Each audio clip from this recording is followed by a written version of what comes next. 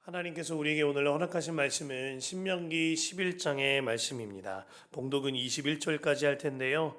제가 세 번역 성경으로 읽어드릴 때 가능한 분들을 함께 읽으시면 좋겠습니다. 신명기 11장의 말씀입니다. 그러므로 당신들은 주 당신들의 하나님을 사랑하며 그의 직임과 법도와 규례와 명령을 항상 지키십시오. 주 하나님의 위엄과 강한 손과 편파를 기억해야 할 사람은 당신들의 자녀가 아니라 바로 당신들입니다. 당신들의 자녀들은 주 당신들의 하나님이 하신 일과 내리신 명령을 보지도 못하고 듣지도 못하였습니다.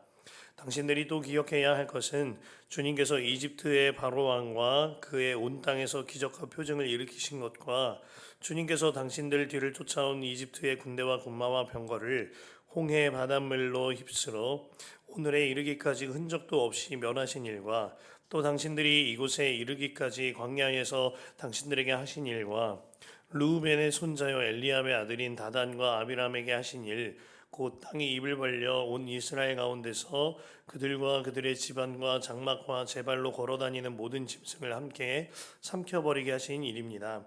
당신들은 주님께서 하신 일, 이 위대한 모든 일을 당신들의 눈으로 보았습니다.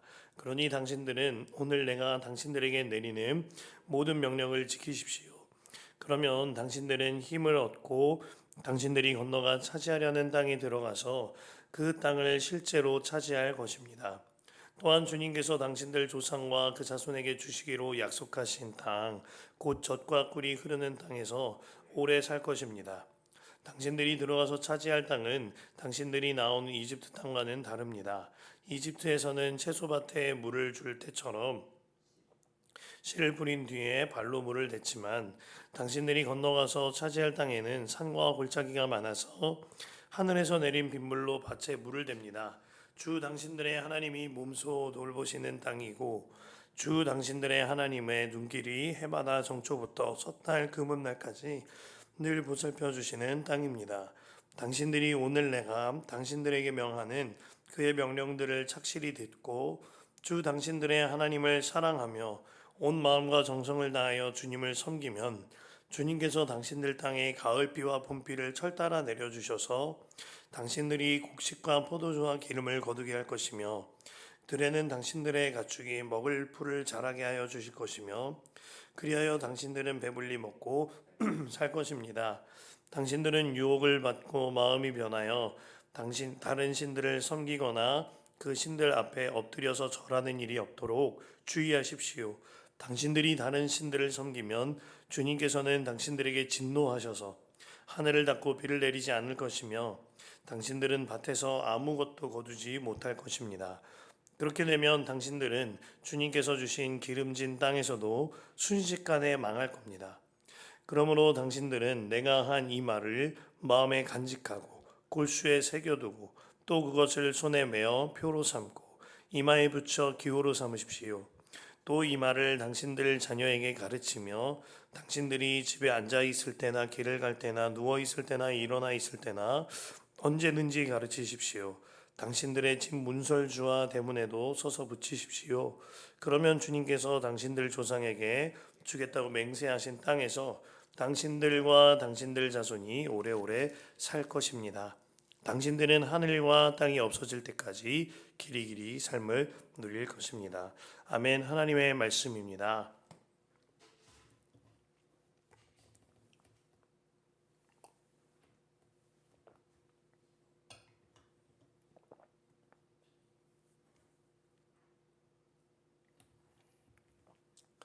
참 감사한 수요일입니다. 우리 성전 기도가 여전히 이어지고 있습니다.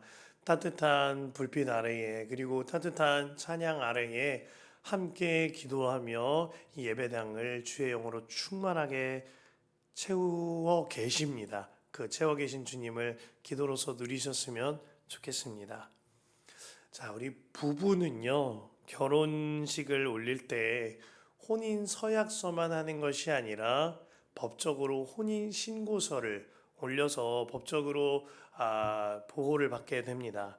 그리고 그 혼인 법령에 따라 결혼에 합당한 책임도 지는 것이 부부의 관계죠. 두 사람이 사랑하기 때문에 올리는 이 결혼 또한 법적인 법 아래에 지켜지는 결혼, 지켜지는 사랑인 겁니다. 오늘 모세는 백성들에게 주님을 사랑하는 일을 말함과 동시에 그 사랑을 지키는 일에 대하여 말씀 주고 있습니다.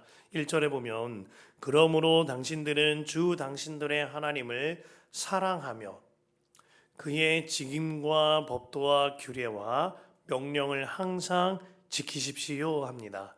사랑과 사랑에 따른 법령을 지키는 일은 함께 가는 일이기 때문에 모세가 이처럼 설교한 겁니다. 그러나 이 사랑에 따른 법령을요, 내 힘으로 억지로 지켜내려고 사랑하지도 않는데 지켜내려고 한다면 그것은 정말 끔찍한 일일 겁니다. 이는 주님을 사랑함으로써 말미암아 그 사랑에 따라 주님의 법도가 지켜지는 것입니다. 제 앞에요, 아무리 맛있는 음식이 있어도 그리고 아무리 멋진 곳을 제가 혼자 가게 될지라도 저 혼자 그곳에 있으면 사실 저한테는 큰 의미가 없습니다. 그냥 그 식사를 먹으면서도 멋진 경치를 보면서도 야, 이 음식은 우리 아내가 좋아하는 음식인데 이곳은 우리 아내랑 같이 왔으면 좋겠는데 하는 생각뿐이 들지 않을 겁니다. 제가 굳이 아내를 생각하려고 애쓰고 억지로 노력해서 아내가 생각난 게 아닙니다. 그저 그가 그를 사랑하니까 생각이 나지는 거죠. 이처럼 부부간에 지켜야 하는 법도들도요, 지키려고 애쓰고 억지로 노력해서 지켜지는 것이 아닌 겁니다. 사랑하니 지켜지는 거죠. 하나님께서 주신 법도들도 마찬가지인 겁니다. 내가 지키려고 애쓰고 주님을 사랑하지도 않는데 억지로 그 법에 매여 산다면 그만큼 끔찍한 삶이 없을 겁니다. 하나님을 사랑하니까. 사랑이 먼저인 거죠. 하나님을 사랑하니까 주님을 사랑하고 경외하는 마음으로 법도들이 지켜지는 거예요.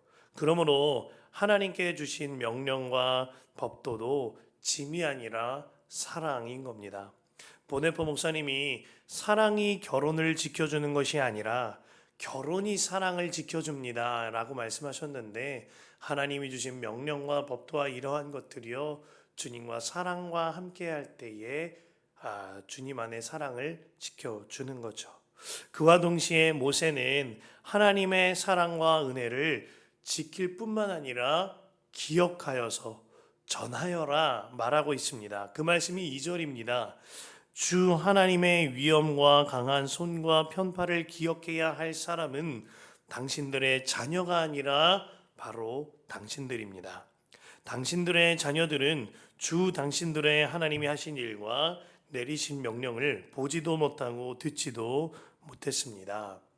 오늘 모세의 설교를 듣는 청중들은 출애굽 2세대들입니다. 그들은 10가지 재앙과 홍해를 건너게 되어지는 이 출애굽을 한 당시에 아직은 성인이 되지 않은 나이였습니다. 대부분이 청소년이거나 어린이들이었죠. 그러므로 출애굽 2세대들이 출애굽을 하는 동안 어떠한 의사결정이나 발언의 기회는 없었을 것입니다만 하나님이 하시는 일들은 생생히 눈으로 보고 귀로 들으며 경험한 세대들이었습니다. 그와 달리 그들의 자녀가 되는 출애굽 3세대들은요, 출애굽 당시에 태어나지 않은 자녀들이었습니다. 광야에서 태어난 자녀들이었어요. 그러므로 다음 세대인 출애굽 3세대는 부모 세대인 출애굽 2세대를 통하여서 하나님이 하신 일과 하나님이 내리신 명령을 보고 들어야만 하나님을 경험할 수 있게 되는 세대였던 겁니다. 그래서 모세는 이제 성인이 된 출애굽 2세대에게 하나님을 사랑하며 하나님의 명령을 지켜라 뿐만이 아니라 하나님의 행하심과 그 말씀을 반드시 기억하여서 전하여라 말하고 있는 것입니다. 지금까지 사실 이스라엘 백성들은요, 지금까지 행적을 살펴보면 늘 가나안 땅만 바라보고 살았습니다. 젖과 꿀이 흐르는 땅, 포도송이를 두 사람이 메고 올 만큼 어마어마하게 풍요로운 땅, 이것만 바라보았습니다. 그러다 보니 그곳에 안악 자손이 크고 큰 문제라는 것을 깨닫게 되었을 때는 그들의 마음이 무너지기도 했었던 겁니다. 마치 강남에 집을 사서 들어가는 것처럼 오직 그 땅만 바라보고 그 땅만 묵상하며 살았던 겁니다. 그러나 오늘 말씀을 통하여 그 땅에 들어가기 전에 그 초점을 하나님께로 명확하게 맞춰주고 있는 거죠. 너희가 바라보아야 할 것은 가나안 땅이 아니야. 그곳에서도 오직 한 분, 하나님만 바라보아야 한다. 이 메시지를 주고 있는 겁니다. 자녀들에게 전해주어야 할 것, 사람들에게 전해야 할 것, 오직 한 가지, 가나안 땅에서 잘 먹고 잘 사는 법이 아니라 하나님이다. 이 메시지를 주고 있는 거죠. 실제로 그들이 들어가게 될 가나안 땅은 그들의 생각처럼 호락호락한 땅이 아니었습니다. 10절에서 11절 보면 당신들이 들어가서 차지할 땅은 당신들이 나온 이집트 땅과는 다릅니다. 이집트에서는 채소밭에 물을 줄 때처럼 씨를 뿌린 뒤에 발로 물을 댔지만 당신들이 건너가서 차지해야 할 땅에는 산과 골짜기가 많아서 하늘에서 내린 빗물로 밭에 물을 댑니다. 가나안 땅은 습곡과 골짜기가 많은 척박한 땅과 같았습니다. 그들 생각 속에 젖과 꿀이 흐르는 땅과는 전혀 다른 이미지의 땅이었던 거예요. 그들에게 있어서 젖과 꿀이 땅이 흐른다. 이 개념은 마치 내가 어릴 적 자란 엄청나게 번화하였던 애굽 땅과 같다. 이런 개념이었습니다. 출애굽 2세대가 어릴 적 경험했던 애굽에는 나일강이 흐릅니다. 그로 말미암아 그 강가에 흐르는 옆에 수로를 내서 마을마다 수로를 내서 강물이 흐르고 물을 길어서 사용했습니다. 문명도 발전하게 되었죠. 하지만 가나안은 물줄기 하나 흐르지 않는 땅입니다. 강 같은 건 없습니다. 오직 하늘에서 내린 빗물로만 밭에 물을 댈 수 있는 골짜기와 산들이 반복하여 있는 땅이었습니다. 하나님의 공급하심이 아니면 사루도 살 수 없는 땅인 겁니다. 그러나 그래서 은혜의 땅인 거죠. 애굽은 사람의 수고로 먹고 사는 땅이었습니다. 수로를 내야 하고 누군가는 물을 길어야 했어요. 그러므로 인하여서 노예가 생겨났고 그리고 노동력의 착취가 일어난 겁니다. 그러나 가나안은 하나님의 은혜로만 사는 땅인 거예요. 그래서 오직 하나님만 바라보아야 하는 땅인 겁니다. 가나안이 백성들에게 젖과 꿀이 흐르는 땅인 까닭은 다른 것이 아니라 항상 하나님이 그들을 보고 계시고 항상 하나님이 그들을 보살펴 주셨기 때문인 거죠. 그 말씀이 12절입니다. 주 당신들의 하나님이 몸소 돌보시는 땅이고 주 당신들의 하나님의 눈길이 해마다 정초부터 섣달 금음까지 늘 보살펴 주시는 땅입니다. 하나님께서 한 해 시작부터 끝까지 날마다 백성들을 바라보시며 보살펴 주셨습니다. 그 은혜를 받기 위하여 가나안에서도 오직 하나님만 바라보라고 말씀하고 계신 겁니다. 13절에서 15절인데요. 당신들이 오직 내가 당신들에게 명하는 그의 명령들을 착실히 듣고 주 당신들의 하나님을 사랑하며 온 마음과 정성을 다하여 주님을 섬기면 주님께서 당신들 땅에 가을비와 봄비를 철따라 내려주셔서 당신들이 곡식과 포도주와 기름을 거두게 하실 것이며 들에는 당신들의 가축이 먹을 풀을 자라게 하여 주실 것이며 그리하여 당신들은 배불리 먹고 살 것입니다. 가나안 땅 바라보지 말고 먹고 사는 문제 바라보지 말고 오직 주님만 바라보라 하시는 겁니다. 핵심은 하나님의 말씀을 듣고 하나님을 사랑하며 주님만 섬김으로 주님만 바라보는 것인 거죠. 그러면 나머지 것들은 자동적으로 주님이 베풀어 주시는 은혜인 겁니다. 그러면서 모세는요, 16절과 17절에 이어서 가나안의 악한 우상을 섬기지 말 것을 강력하게 경고합니다. 지금 가나안을 점령하고 있는 자들은 하늘에서 비를 내리시는 하나님을 바라보아야만 했는데 그렇지 아니하고 우상을 만들어서 우상을 바라보았습니다. 그 결국 가나안을 기름진 땅이 아니라 음란과 폭력으로 물들여진 죽음의 땅으로 만들어 둔 거죠. 이러한 면에서 가나안은요, 애굽과도 다를 뿐만 아니라 광야와도 다른 곳이었습니다. 광야에서는 정말 아무것도 없는 땅이었습니다. 광야에서는 광활한 사막에서 하나님만 바라보고 하나님께만 공급을 받아야 하였죠. 그러나 가나안에서는 높은 산과 골짜기 뿐만 아니라 악한 죄와 우상도 가득한 땅이었습니다. 그래서 오늘 말씀에 오직 하나님만 사랑하여 하나님의 사랑을 지키며 기억하여 전하여라 강조하고 계신 겁니다. 구세군의 어머니라고 불리는 캐더린 부스 여사는요, 8남매를 훌륭하게 키워낸 양육자로 유명합니다. 사람들이 그 캐더린 부스 여사에게 물어봅니다. 자녀 교육의 비결이 무엇입니까? 그러자 그녀가 대답합니다. 언제나 악마보다 앞섰기 때문입니다.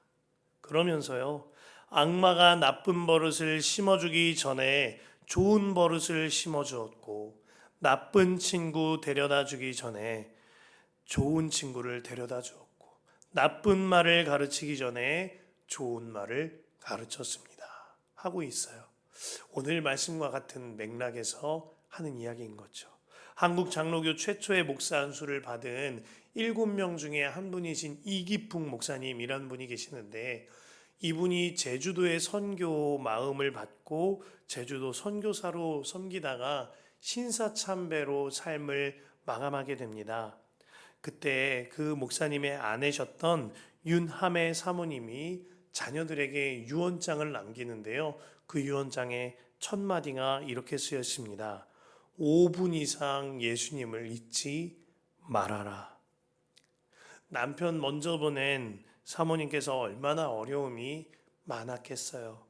또한 사모님이 먼저 하나님의 품에 안길 때 그러고 나면 이 땅에 여전히 우상 숭배의 유혹과 죄의 유혹이 자녀들에게 다가오지 않겠습니까? 그래서 사모님께서 이처럼 말한 겁니다. 5분 이상 예수님을 잊지 말아라. 오늘 신명기 11장이 우리에게 똑같은 말씀을 하고 계시는 겁니다. 24시간 예수님만 바라보라. 그리하여 그 사랑을 지키고 기억하여 자녀들에게 전하라. 그래서 18절 이하에 이같이 말씀하신 거죠. 그러므로 당신들은 내가 한 이 말을 마음에 간직하고 골수에 새겨두고 또 그것을 손에 메어 표로 삼고 이마에 붙여 기호로 삼으십시오. 또 이 말을 당신들 자녀에게 가르치며 당신들이 집에 앉아 있을 때에나 길을 갈 때에나 누워 있을 때에나 일어날 때에든지 언제든지 가르치십시오. 당신들의 집 문설주와 대문에도 써서 붙이십시오. 이것은 율법적인 형식으로 지키라는 하나님의 말씀이 아닙니다. 주님과 동행함으로 그 말씀을 마음에 새기고 삶으로 살아낼 뿐만 아니라 손과 발로 행하고 문설주에 붙여놓듯 사람들에게 알리라는 겁니다. 지키고 기억하여 전하라는 거죠. 오늘날 주님께서 우리에게 말씀하십니다. 하나님을 사랑하여 그 말씀을 지키고 기억하여 사람들에게 전하고 자녀들에게 전하여라.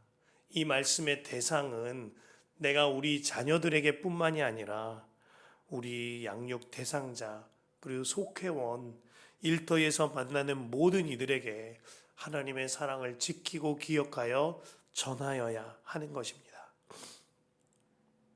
제가 어제와 그저께 그 51차 목회자 예수동행 일기 세미나에 소그룹 리더로 섬기게 되었습니다. 너무나 큰 은혜의 시간이 되었어요. 그러면서도 저도 이제 제 삶에 예수님과 동행한 삶을 돌아보게 되었습니다. 어느덧 예수님과 동행하며 그 일기를 기록하며 기억한 세월이 7년여가 지나갔습니다. 그 기록들을 한번 들추어 보면 아주 부끄러운 일들도 굉장히 많습니다.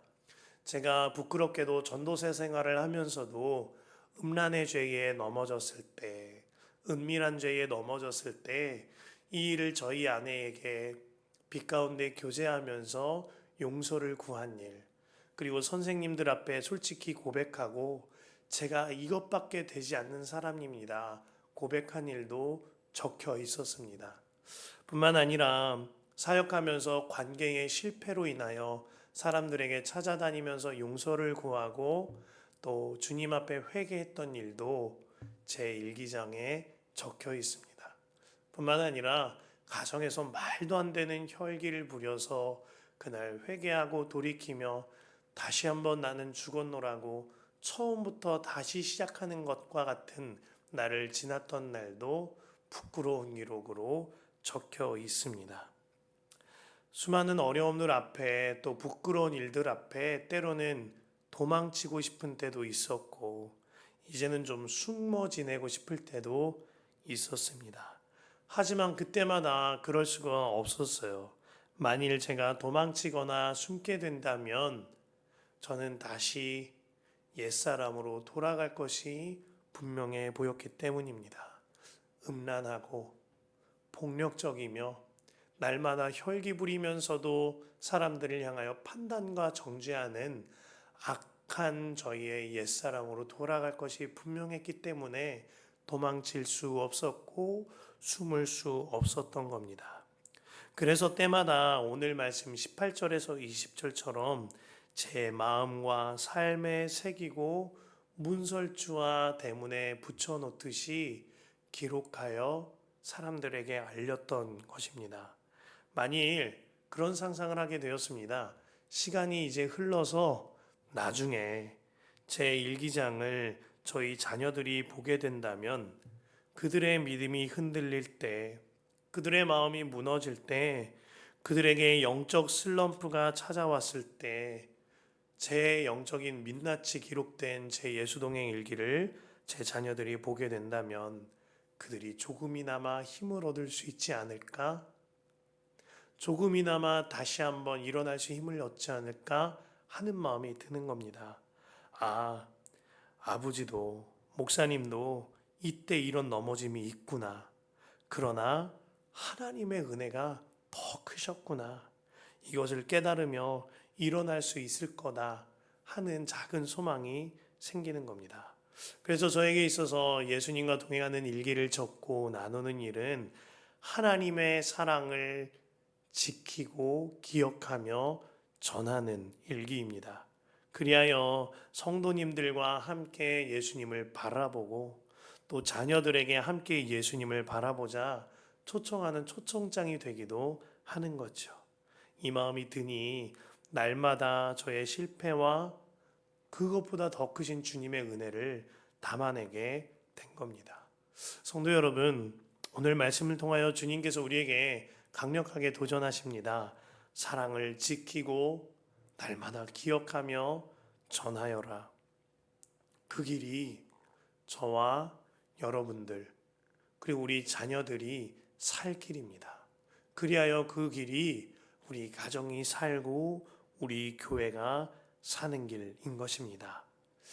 소망하기는 주님의 사랑을 지켜서 기억하여 전하시기를, 그러한 삶이 오늘 하루에 이루어지시기를 축복합니다.